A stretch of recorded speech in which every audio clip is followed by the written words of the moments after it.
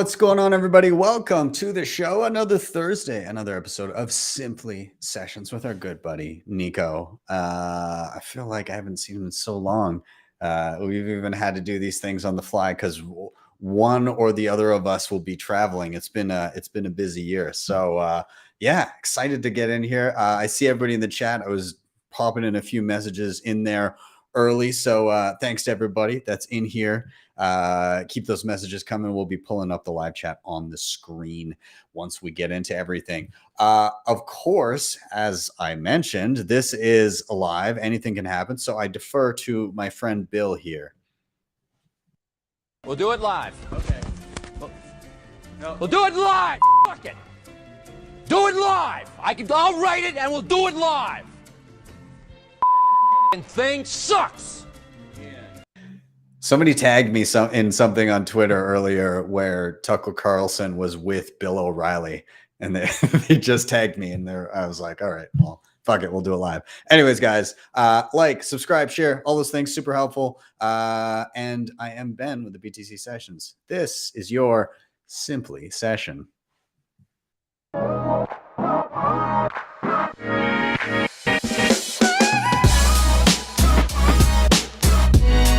Hodl the Bitcoin.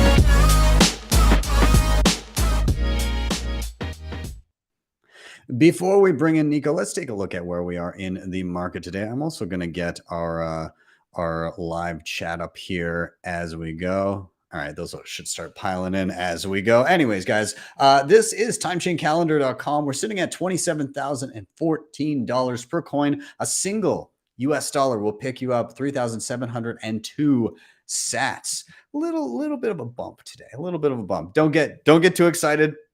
Don't jinx it. Don't jinx it. Anyways, in terms of fees, next block, 24 sats per byte, anytime 8 sats per byte. We've also seen a drop in fees recently. Those damn wizards just couldn't keep it up, I suppose. So just be aware. It's purging, the mempool is purging anything sub, say, 4 sats per byte. And in terms of Bitcoin mined, 19.5 million of them, which is 92.85% of the total supply.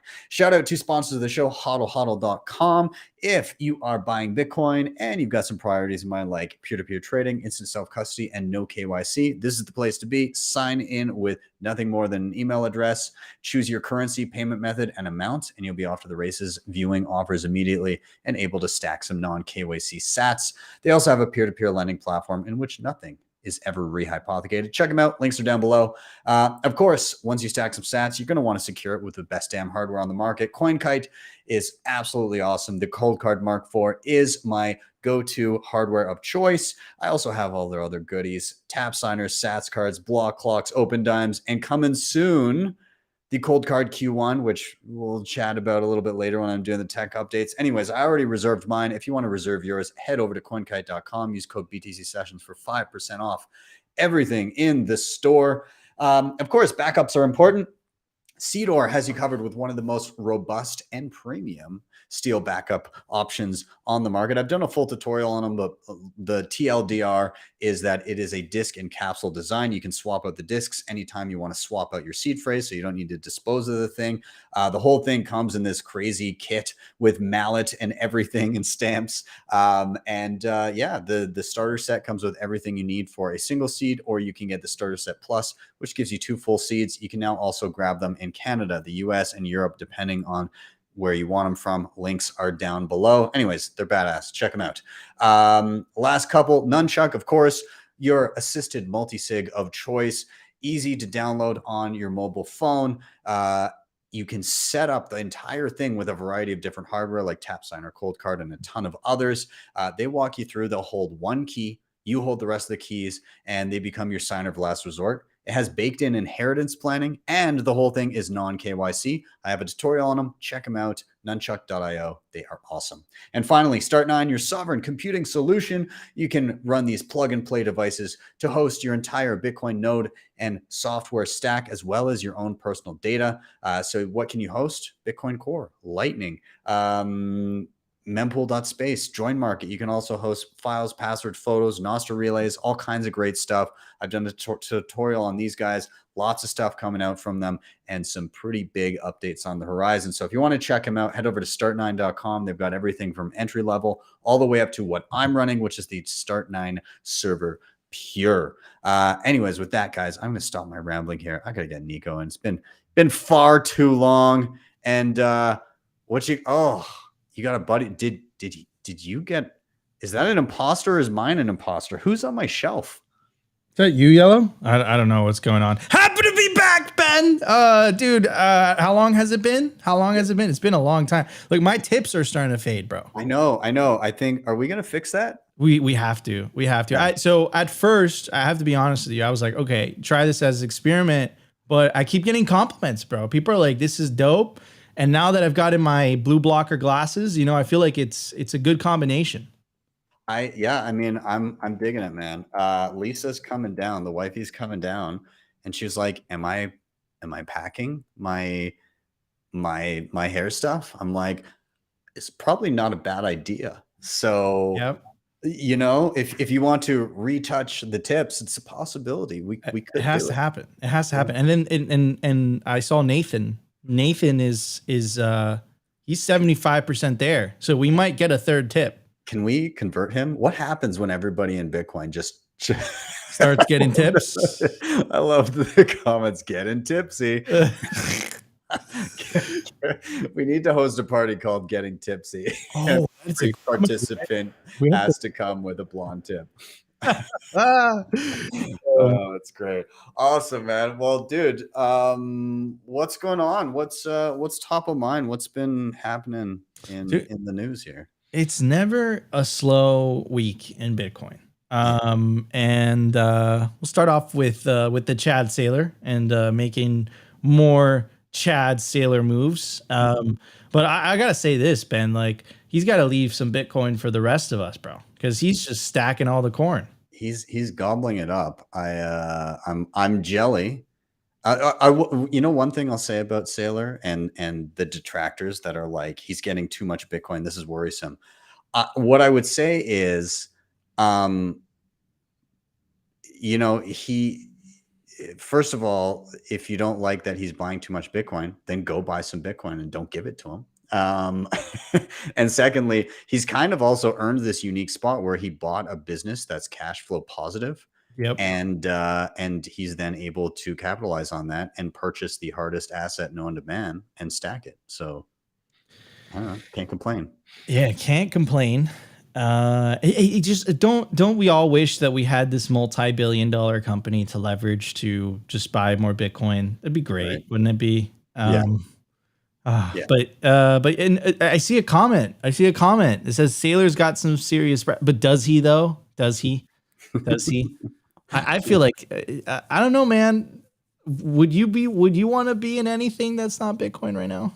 Yeah, Serious Brass is sitting in like T-bills.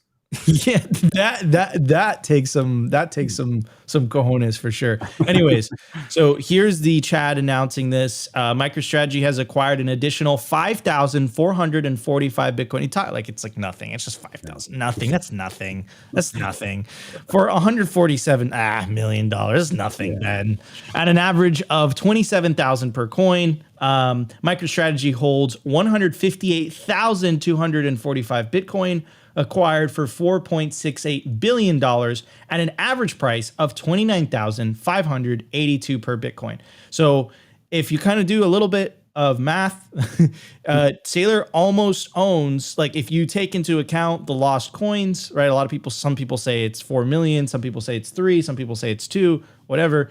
Michael Saylor almost owns 1% of the whole Bitcoin supply, which is absolutely bonkers, because as soon as other companies start to figure out that, you know, Bitcoin is the best money that has ever existed and it's just a superior asset, it's a superior strategy, he puts this perfect, I would call this a meme.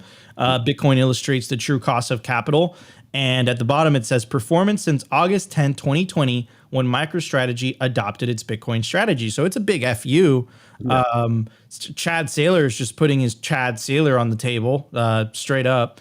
And it's a comparison. So if you were holding silver since then, you'd be down 20%. If you've been holding bonds, if you were holding bonds, like you said, you'd be down 19%. If you're holding gold, shout out Peter Schiff, you'd be down 7%. If you're holding the NASDAQ, 21%. If you're holding S&P, like an index fund, you'd be up 30%. If you're holding Bitcoin, you'd be up 118%, right? So obviously he made the right choice.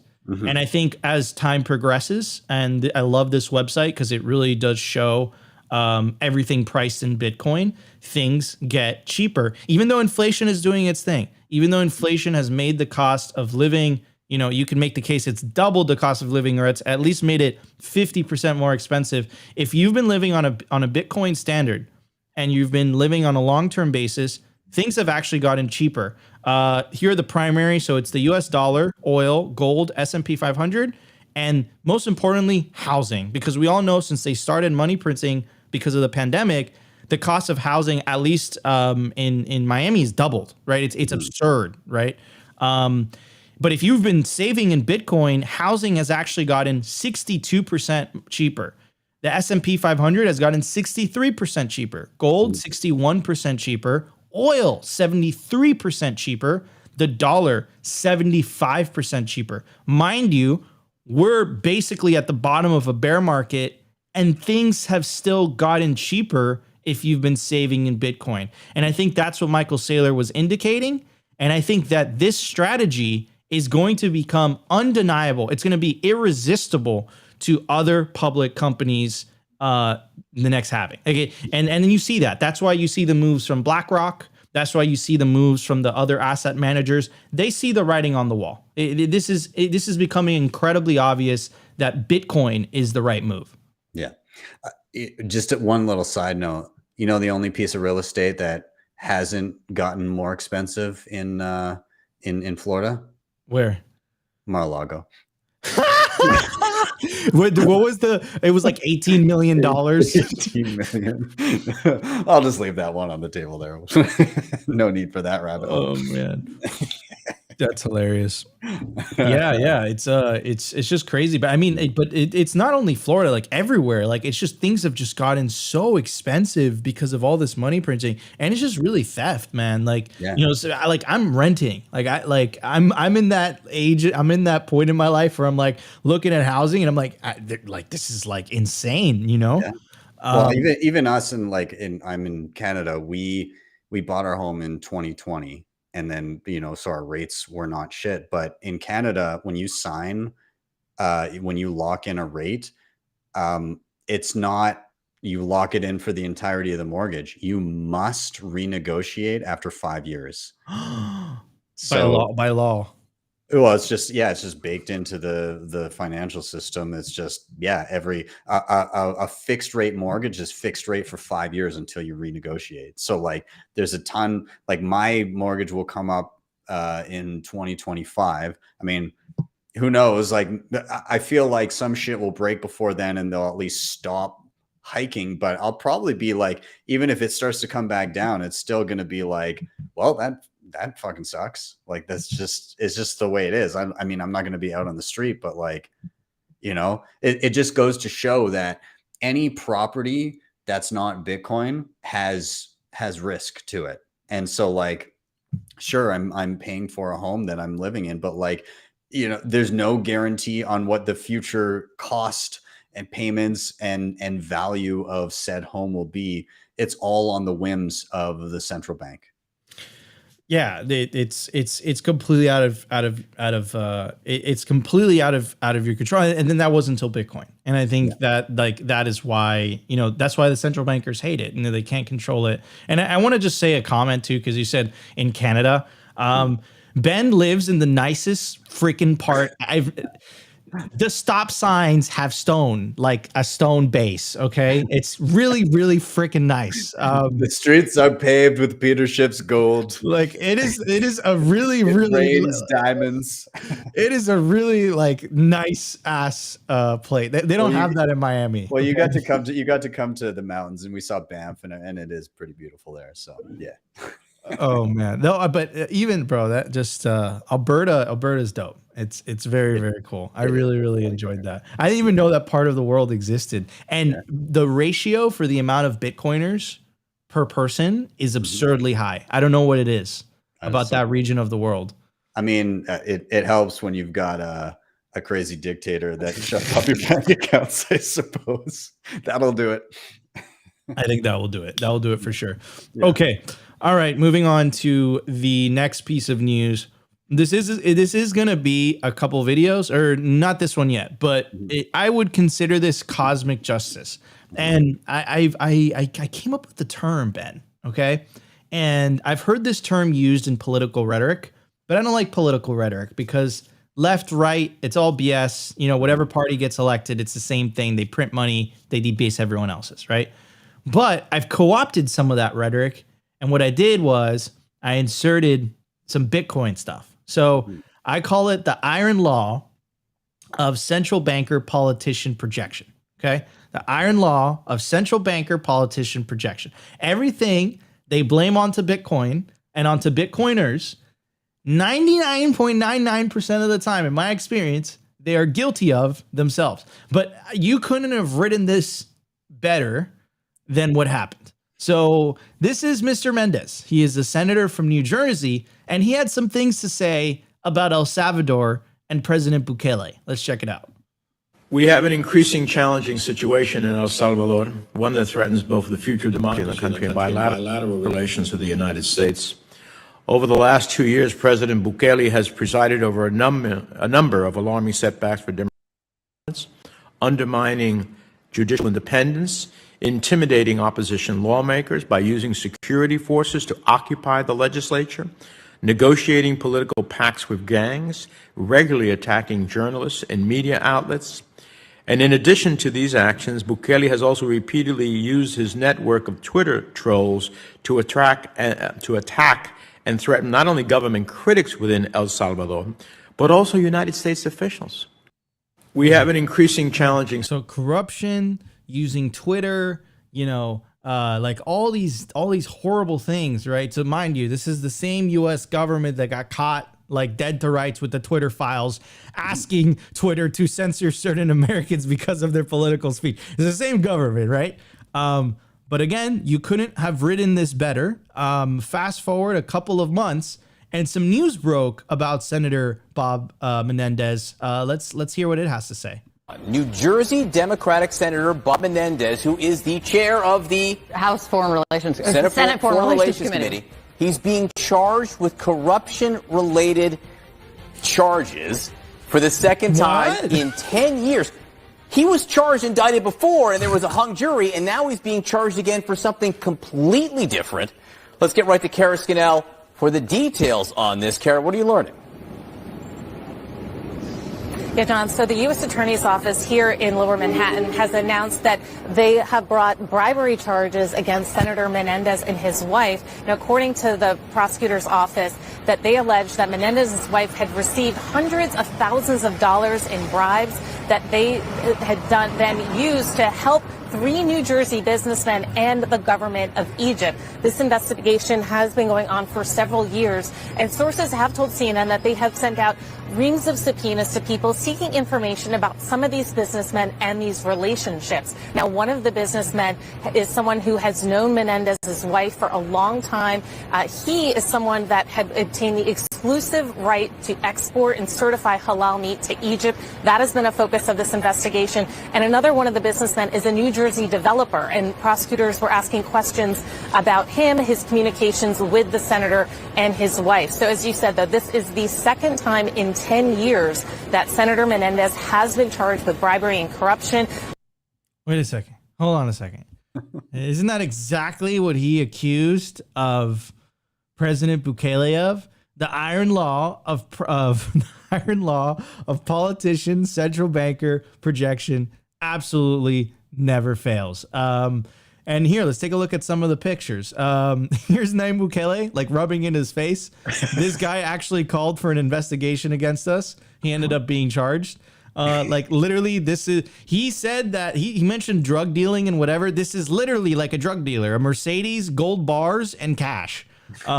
And by the way, he has his own merch, Senator Menendez hats.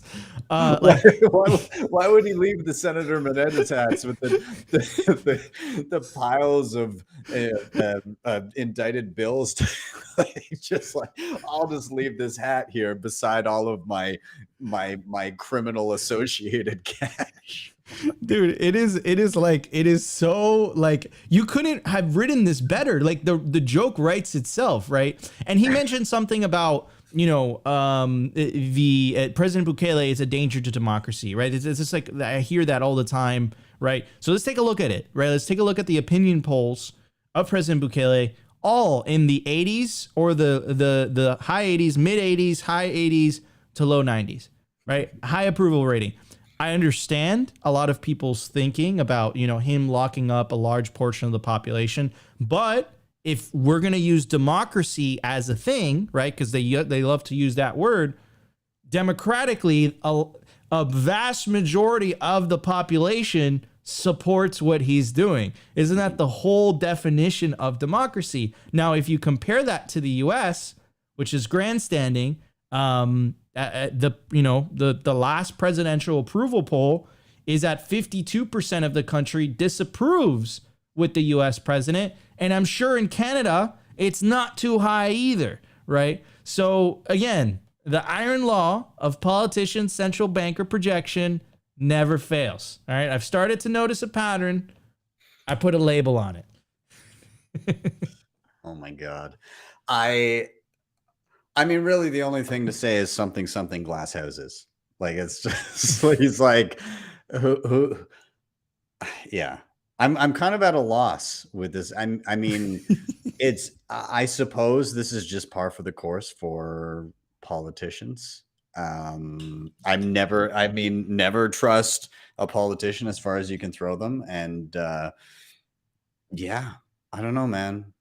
Yeah, I mean the hat though. The hat. Right. I wish he had individually stamped each bill with like a bill with his little logo on it.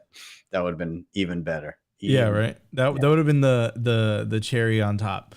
All right, so the big news for this week really was Chase. So apparently this was a letter or an email that was sent, and it was reported by various news outlets. So to my understanding, this has been confirmed. But this is an apparent email that was sent out specifically to not Chase in the United States, but Chase in the United Kingdom. So it's an email that says, our policy around crypto is changing. Here's what it means for you. Hi, to help keep your money safe from fraud and scams, we're changing the types of payments you can make from Chase, right? So it's always under the guise of keeping your money safe, right? That is the same excuse that Elizabeth Warren uses to justify trying to pass that bill that would essentially kill Bitcoin and Bitcoin mining in the United States. It's not my words. That's that Pierre Richard said that, right? That bill that Elizabeth Warren would pass would essentially kill Bitcoin in the US. And that's that same word, safety. It's always for your safety. So that's what Chase is saying. And then it goes on to say, from 16 October 2023, if we think you're making a payment related to crypto assets, we'll decline it. If you'd still like to invest in crypto assets, you can try using a different bank or provider instead. But please be cautious, as you may not be able to get the money back if the payment ends being related to fraud or a scam. Please head to our website for more info about how to protect your money. We've made this decision because fraudsters are increasingly using crypto assets to steal large sums of money from people. Declining these payments is one of the ways we're helping keep you and your money safe. All the best, the Chase team. Yeah, like I can keep my own money safe now. I don't need to trust you. And again, like this whole idea where it's like, we know what's best. We're doing this for your protection. Perhaps they're doing this because they don't like the competition. Maybe that's, the real reasoning, right? Yeah. And again, they talk from a place of like moral grandstanding, and JP Morgan Chase doesn't necessarily have, the best, track record. And I know I'm nitpicking here, but still, like, again, like if they're taking this moral grandstance of like, hey guys, you could trust us, we're angels, we've never done anything bad. Check out this article from CBS News. Ship seized in $1.3 billion cocaine bust is owned by JP Morgan Chase. And check out this Department of Justice press release. JP Morgan Chase & Co. agrees to pay $920 million in connection with schemes to defraud precious metals and U.S. Treasury markets. Right? So what about that? And then not to mention, they said keep your money safe. What about keeping your money safe from inflation? Right? What about keeping your money safe from censorship? What about that? Why is that never mentioned? Right? It's always, it's always like keeping your money safe as long as it's in our control and in our custody. Yeah. Yeah. And again, so there's a kind of two aspects to this. Number one, the caveat, I think this was specifically UK, but I mean, in my opinion, that doesn't really matter. Like if Chase in the UK was making this decision, like how soon could it then affect others? So like if you're using Chase at all and you like Bitcoin, then you should be aware. And also, does this then eventually extrapolate out to any association with Bitcoin, right? Because like it's not a far leap between, oh, you've bought Bitcoin to, oh, you're associated with Bitcoin and perhaps you're associated with fraud. And so, Chase doesn't give a fuck, right? Like they're just like, especially if you're just a little guy with a regular bank account, they'll shut it down on a whim. They don't care. They don't care. The only people that get the preferential treatment are the big boys that have the big accounts, right? The ones that can commit the fraud and money laundering freely right under the noses of the banks and get a pat on the back for doing it because they're bringing in business.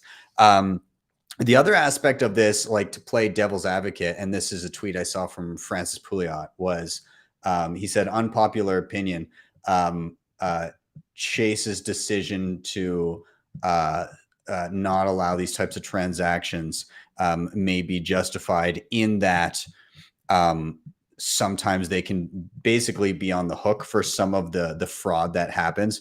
Like I worked for a Bitcoin ATM company, and there were regularly, like the ATMs got used all the time for scams. People, calling people and being like, you owe taxes or something, go to this, and it'd be somebody who just moved to Canada or something. Oh, you got to pay your taxes or you're going to jail. And they'd get them to put in cash to a Bitcoin ATM and send off Bitcoin to wherever in the world. So I can see that obviously being a problem, but at the same time, like it's not your money. Right? Like I guess it is. It's Chase's money at the point that you deposit it. But like, from a moral standpoint, like this is other people's money and they're basically saying what you can and cannot do with it. And so, yeah, if you don't like that, then yeah, probably don't use Chase, probably go somewhere else. And if you really, really don't like it, I've got a secret. You could go on a Bitcoin standard. You could completely separate yourself from the banking system and only need it when you use it when you absolutely need it to keep like the minimum balance for what you need to do. I've heard that's a great way to live, and it takes a huge weight off your shoulders. I mean, I've heard from a guy who knows a guy. It's a phenomenal way to live, and I've heard from a guy that knows a guy too. But yeah, I hope they keep doing this. I hope they keep doing it. Like this is like, if you want to see the best advertising for Bitcoin, like you're looking at it. Like you're literally looking at it. Here's a bank, right, that is telling you what you can and what you can't do with your money.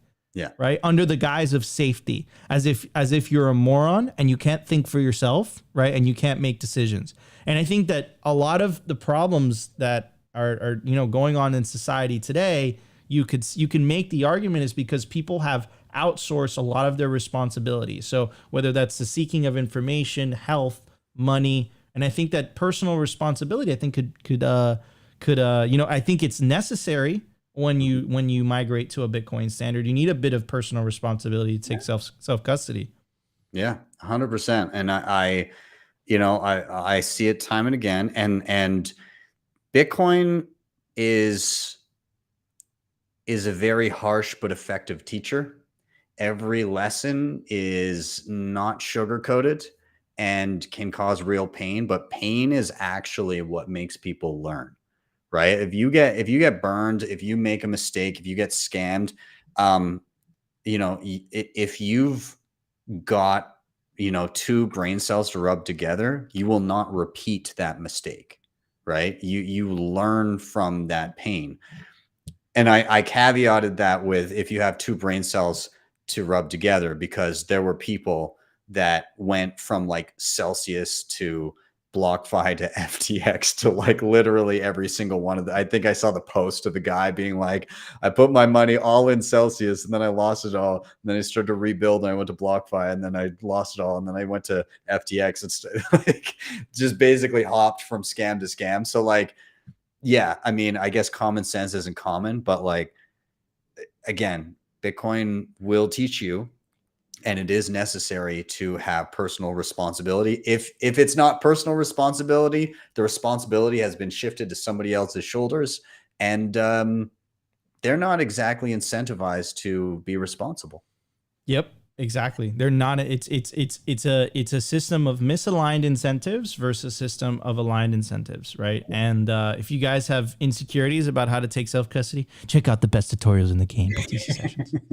But yeah, it's no excuse. And then also, like, if you want to take levels to it, I run a Start 9. What is it, the Prism, right? The highest version too. The pure, and it is so sweet. And then you can just connect your Bitcoin, your software wallet through Tor anywhere around the world. It is the nicest freaking feeling ever. Yeah. It's I don't know. They've got some big updates coming, man. Oh yeah. Okay. They've got some good stuff coming down the pike. Yeah. Yeah. Okay. All right. So this is Chase. Now I think like I would say there's no direct connection to this, but you can make the argument that there is a pattern, right?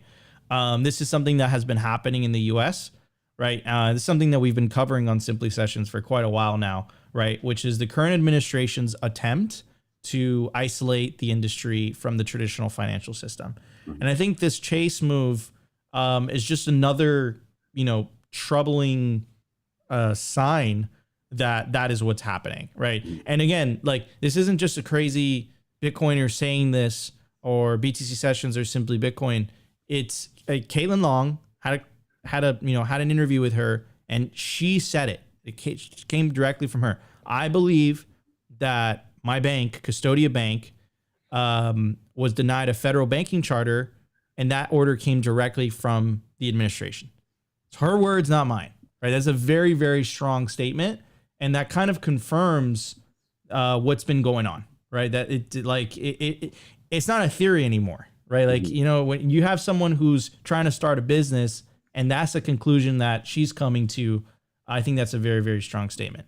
Anyways, moving on to the other big piece of news this week, which was Gary Gensler had a interview or MIDI or hearing, I think that's what they call it, in front of the financial committee. And currently the Republicans are in power. They have control of the House, and holy cow, did they rip him a new one. Like, it was really, really bad. Now, again, I think politics are fundamentally corrupted, because if you have a corrupted base layer, I think regardless of who you vote into power, it's the same. They don't call it the uniparty. They don't call it, if you don't fix the root issue, you're not going to fix the problem. Yeah. Right. But that being said, I think that they use this, obviously, because they're politicians, as a way to, get votes and get popular support, right? Like, I definitely believe that's what they did, but that's not to say they didn't rip him an absolute new one. Now, at this point, and I'm not the only one that I've seen said this, I truly believe that the delay of the spot Bitcoin ETF is political. I cannot come to another conclusion. So many asset managers, whether it's BlackRock, Franklin Templeton just announced that they have $1.5 trillion assets under management. They just announced that they're filing to launch a spot Bitcoin ETF. So there's so much demand, so much pressure, and they just announced that they are going to delay it again. This just came out a couple hours before we started recording. This is Bitcoin Archive. BlackRock's spot Bitcoin ETF decision was just delayed by the SEC. And then they make a joke, Gary gonna get a phone call. So let's hear what Tom Emmer, by the way, Tom Emmer has been super pro Bitcoin, also pro crypto, unfortunately. But he really went ham. So this was the press hearing. This was the press hearing before the hearing. So apparently there's press hearings before hearings. Anyways, let's check out what he has to say. Thank you. I identify with both the conference chair's remarks and Michael Cloud's remark in Congress for more reasons than what we've talked about so far. Today, SEC Chair Gary Gensler is going to testify before the House Financial Services Committee. Boy, does he have a lot to answer for. Under Gary Gensler's leadership, I would say failed leadership, the SEC has been an incompetent cop on the beat. Throughout his career, Gensler has been relentlessly loyal to the biggest institutions at the expense of everyday Americans. Today, he's going to face some important questions about that. Gary Gensler has worked to consolidate his own power, even though it means crushing opportunities and, frankly, the financial future of this country. The strategy hasn't been successful for him. As you note, the SEC continues to lose again and again in the courts on its crusade against digital asset innovation. So it should be increasingly obvious that the crypto industry is not an industry rife with non-compliance. Rogue bureaucrats like Gary Gensler are supposed to be working for the people, not reigning over them. I, for one, would like to see the SEC return to its mission and make sure that they protect opportunities for every American who wants to participate in the greatest capital markets in the world. Digital asset innovation is an important part of that. Despite what Gary Gensler thinks, he is not a government of one. He is a bureaucrat who answers to Congress, and I look forward to having him before our committee today. And now I turn it over to our beloved leader, the toughest man in Congress, Steve Scalise. All right, so he went ham. All right, but you were saying like, holy cow, he went ham. Here's the actual questioning where he went more than ham. He ripped Gary Gensler a new one. Let's check it out. Do you believe the vast majority of digital assets meet the investment contract test and are therefore securities operating illegally outside of the U.S. regulatory umbrella? As I've said, many of these assets are basically the public is anticipating Sir, is that profits a yes? based on the efforts of others. Is the answer then yes? Again, without prejudging anyone, I do think that the significant Reclaiming my majority time. are I'll take it as a investment yes. contracts. And to be clear, sir, this has nothing to do with a concern you noted in a speech last year where you said, quote, over the past year, several bank executives have shared their concerns with me about the sheer number of depositors who move money from their bank accounts into crypto-related exchanges and wallets, end quote. Right? The concern that those bank executives raised was that there's Again, I reclaim my time, customers were sir. getting Okay, so I just want to pause it right there. You hear what he said, right? That there's bank executives that are concerned that people are withdrawing out. Now, on Simply Sessions, we connect the dots. Does this make a lot more sense now? Right? Does this letter from Chase, this email from Chase saying we're doing it for your safety make a lot more sense? It wasn't for their safety, it's because they don't like the competition, obviously. The balance sheet is looking a little slim there. Oh man. All right. So let's go back to the reckoning because he just keeps going. No, hurt. I've asked you to answer the questions as short as I can so I can use the time I have, and it's clear that you would like to avoid answering the questions, in my opinion. An Obama-appointed judge in the Southern District of New York, a bank-friendly jurisdiction where you bring most of your cases, recently found that decentralized financial technology, quote, not only removes the so-called middlemen from these transactions, but it also allows users to interact through a variety of methods in an easy and efficient manner, end quote. The court also said underwriters, like the ones at banks where you work, sir, are, quote, precisely the types of individual roles that decentralized exchanges were designed to eliminate, end quote. Mr. Gensler, can you assure this committee that your style of regulation by harassment towards digital asset innovation is to the benefit of every American and not driven by your desires to protect industry incumbents? This is a field that's rife with fraud and manipulation, and I'm looking out for the American investors who've been hurt by the crypto. Yeah. I'll fraudsters reclaim my and time. Mr. scammers. Gensler, despite your years of rhetoric, like today, I'm convinced you are not an impartial regulator. Instead, it's clear that you are working to consolidate your own power, even though it means crushing opportunities for everyday Americans and, frankly, the financial future of this country. Even the federal courts are highlighting the damage you, sir, are doing to our constituents, and they're telling you that you don't have the legal authority to accomplish your goal of squashing competition in the financial markets. Congress has been telling you that too. Now, Mr. Gensler, I believe our great financial system is the definition of freedom in this country. And congressional policies must provide room for the traditional financial system to evolve alongside the disruptive digital asset ecosystem. That said, it cannot be understated that a common theme throughout your career, sir, is your relentless loyalty to the largest financial institutions at the clear expense of innovation, competition, and everyday Americans. I yield back. Okay, one more thing. All right, one more thing. He said that he was doing this for the protection. Right now, here's the bottom part of the letter from Chase. Very similar wording. We've made this decision because fraudsters are increasingly using crypto assets to steal large sums of money from people. Declining these payments is one of the ways we're helping keep you and your money safe. Right? Very similar wording to what Gary Gensler had to say. Maybe it's just a coincidence. Maybe I'm a crazy Bitcoiner and I'm seeing things. But anyways, Ben. Ooh, I get uncomfortable watching things like just watching them squirm in the seat. It's oh man, yeah, that was a pretty relentless little rant there. I love that he came in. He's like, he probably sat down with his list of questions and he was like, I'm not gonna let this guy say a fucking word. Just all I want is yes and no's, and then I want a rant in between. I am angry. He was so angry. He was so angry. Oh man. Well, I mean, yeah. I mean, Gary probably had to get home, have a drink, and take the edge off there. Holy crap. I wouldn't be be limping out of there. I almost feel bad for him. Feel bad for him. Almost. Anyways, this was fun. Guys, thank you so much. This was your Simply Sessions. Thanks, Ben. Yeah. See you next week, bro. I'll see you in a few days here. Have a good one, man. It's gonna be retouched. Awesome. All right, bro. See you in LA. See you later, bro. Peace. All right, everybody. A few additional things before we get out of here. Just some tech updates for y'all before we get going. And actually, first, I wanted to quickly touch on something that I'm personally very excited about. A little bit of like a personal thing here, but also very exciting for others that were involved in this. The Human Rights Foundation Bitcoin Development Fund, so that the people that are part of the Oslo Freedom Forum every year, they gifted 19 Bitcoin for 15 different Bitcoin projects. So around $505,000 worth of Bitcoin to different projects worldwide. And so this quote from the HRF is proud to support a diverse range of projects to make Bitcoin a better global tool for human rights. Since early 2020, we've supported more than 95 projects globally with more than $3.2 million worth of Bitcoin gifts.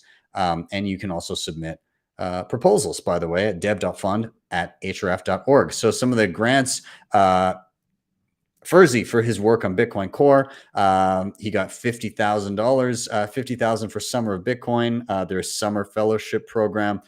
Gerald for his work on Bitcoin Core. Vintium, their work on expanding the open source Bitcoin work in Latin America. G. Deere for his work on Lightning native stablecoins. Kawakibi Foundation to build a Mina Bitcoin hub. Justin Moeller for his work on Fediment. D++, who I love. She's such an awesome teacher, for her international educational initiatives and work on FOSS projects. Bitcoin Akasi down in South Africa for their efforts to build a circular economy. And Amity for her work on Bitcoin mentorship and Bitcoin Bytes. And I received a grant from the HRF, and I'm very, very grateful for it. So I received $25,000, or am receiving $25,000 in Bitcoin to put towards global education initiatives. I'll just say kind of what I plan on building with that. There's a lot of kind of out of date or like too long explanation videos, and I need an education track for various kind of pathways that a lot of political dissidents and fundraisers that are happening in areas where there are tyrannical governments. And so these people need to have very to the point, simply explained, what is a Bitcoin wallet? How do I properly secure things? How do I do things like multi-sig in case one of us gets picked up? How do I use privacy tools to prevent the government from tracking what we're doing? How do we pay journalists that are in various locations? And what do they then do with the Bitcoin when it gets there? How do you set up like a BTC Pay server, donation page? How do you use Lightning? All that kind of stuff. So I'm basically making education tracks around that. I'm also and already have been doing one-on-one sessions with journalists and political dissidents from around the globe for different initiatives. So I've been doing that kind of behind the scenes. And then I'm also going to be using some of the money to actually get myself to some of these places I may not have already been able to get to, so that I can on the ground in person educate people around this stuff. So I'm very humbled, kind of flabbergasted that I got it, but I promise I will put it to good use, and hopefully help some people that are in a pinch. So anyways, I do want to give a mention to the rest of the grants. La Libreria de Satoshi, to make technical education accessible to many Spanish speakers as possible. TabConf, a technical Bitcoin conference in Atlanta. SatsConf, the largest Bitcoin conference in Brazil. And travel grants to BTC++, a Bitcoin developer conference focused on NICs and software reproducibility in Berlin. So again, a huge congratulations to all of the people that got Bitcoin grants. A huge thank you to the HRF for selecting me as a grant recipient, and also a huge thank you to the HRF, the Oslo Freedom Forum, and actually Bitcoin Park for the Bitcoin Global Summit that just took place with a whole bunch of political dissidents and people that are working to use Bitcoin as a tool to subvert tyrannical states. So very, very excited about it. And yeah, thank you guys. And thank you guys in the chat for the well wishes. I really do appreciate it. You guys are great. But without further ado, let's chat about some of the other exciting stuff that is happening here. First of all, the cold card Q1, Rodolfo just dropped a picture of it. He said it's smaller than you think. It is actually. And it looks nice. I really actually like the really clear plastic on it. And yeah, I'm very excited for the Q1. So they've been dropping more teasers and hints and everything. It's looking pretty good. Yeah, looking forward to getting my hands on one of these.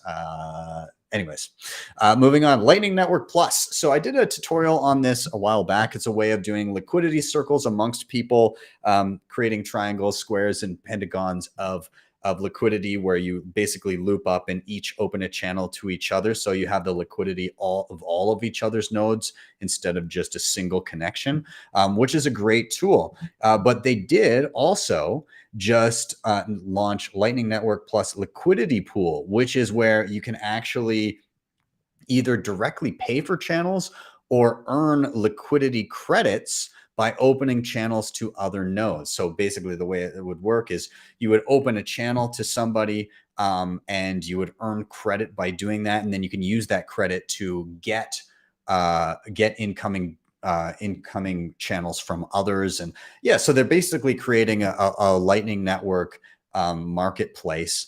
It kind of seems similar, but with different quirks and features than Amboss Magma. So awesome to see more tools like this being built out. I haven't played with it yet, but I think this is probably another good video I should do. So anyways, that'll be on the roadmap. Moving on from there, Anchor Watch raises $3 million funding round led by 1031. With this latest investment, Anchor Watch will be in position to complete all regulatory and capital requirements needed to deliver Trident Vault to customers and start selling policies.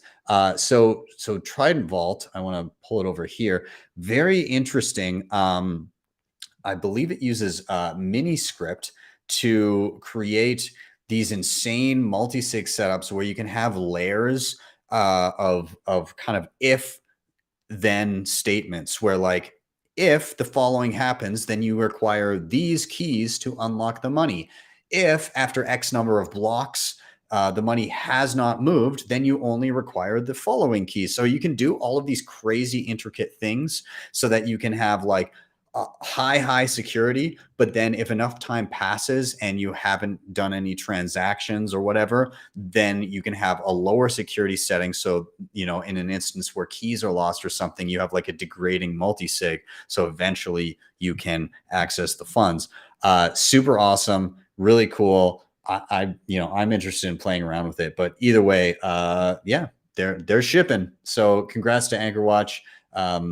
And looking forward to seeing Trident Vault. Moving on, you can port all of your data from Twitter/X over to Noster now.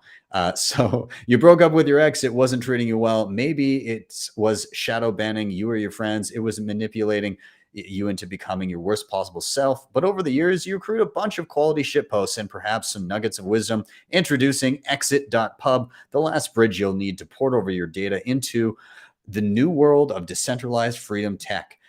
So basically, you can download your entire Twitter archive and then port it to Noster, and all of the timestamps and all of your tweets and everything will show up in Noster with the correct timing of like, oh, you know, I had Twitter in 2010 and I said something. It'll actually say that's when it was from. So yeah, kind of cool. I don't know if I would bother porting mine over though. I kind of like the clean slate that I've started with on Noster. Either way, awesome tool for those that want that. Moving on, SimpleX Chat. So I just did a tutorial on SimpleX Chat a little while ago. It's an encrypted messenger, which you can also host relays for on your Start9 server. And I believe it will be on other node implementations and options as well. You can also just run the software itself on your phone and then use their relays as well. But yeah, you can self-host, and there's no user IDs. So you can't explicitly link messages to individual people, and it's only accessible to people on either end of that relay. Either way, super cool. Anyways, they've got some updates. They now have a desktop app, which is super awesome. They've got a directory service and other group improvements, encrypted local files and media with forward secrecy, and simplified incognito mode. So yeah, super awesome there. Check it out. And then Albi, they have added on-chain swaps, some bug fixes, and UI improvements. The big one is the on-chain swaps. So it's possible to do on-chain swaps and send payments to on-chain addresses using DZ.io directly from within the extension. So that means that, you know, I pull down my Albi here, I send from a Lightning address into a regular address, and it will auto swap from there into an on-chain wallet, which is super awesome. So really cool to see that as well. Another thing I dropped earlier this week, actually this morning, it's all blending together, guys. Anyways, I did a new tutorial on something called CoinMiles. Basically, it's a way to passively stack sats. So it's if you're not currently on a Bitcoin standard and you still are earning and spending filthy fiat, then here you go. Basically an app. You can use a regular credit card with it, and every purchase that you do earns you sats back. And the whole point of it is, if you're not currently doing something like that already, then you're potentially leaving hundreds of dollars worth of Bitcoin on the table every single year. I did the math, like just for my groceries, by doing it and conservatively estimating what I'm spending on groceries every month with a family of 4, I'm probably leaving around $200 a year worth of sats just there by not using it.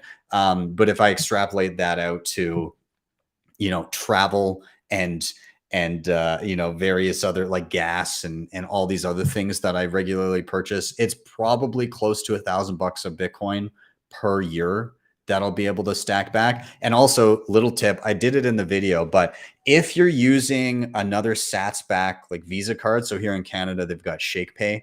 And so you can load that up with funds from a bank account with dollars, and then you earn sats back for using the card. But if you load that card into CoinMiles to purchase the gift cards or shop online, then you're earning double sats back. So like the ShakePay card gets you 1%. And then for instance, like my groceries, I was getting 1.5%, but it actually ends up being 2.5% with both rewards. So Anyways, check it out. It may be worthwhile. I believe it's in Canada, the US, and a couple other countries right now, with more on the roadmap. So peek in and see if you have access. Worth checking out, in my opinion.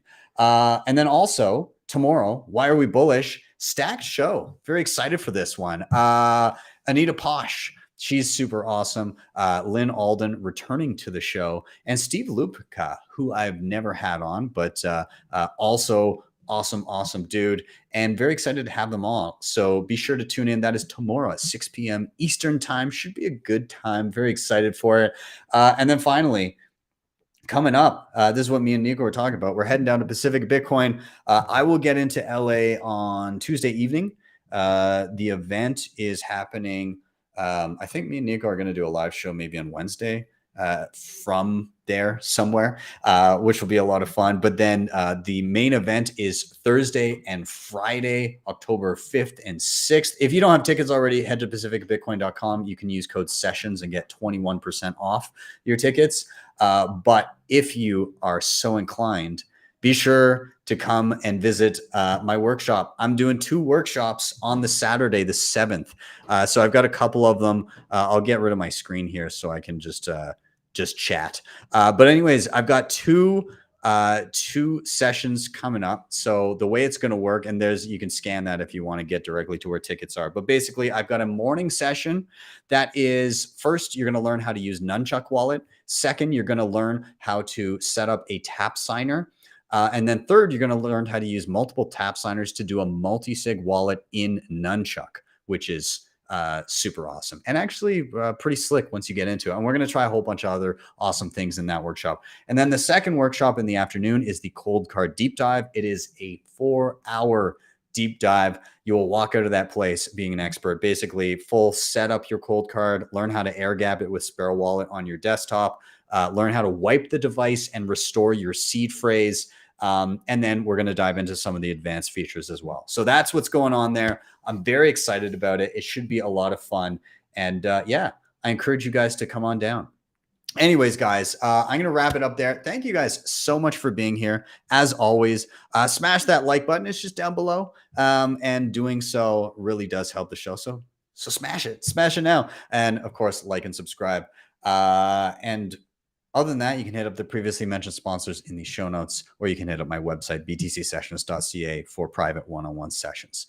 With that, I am out. Have yourselves a wonderful day or evening, wherever you may be. I'll see you guys next time for your Simply Session.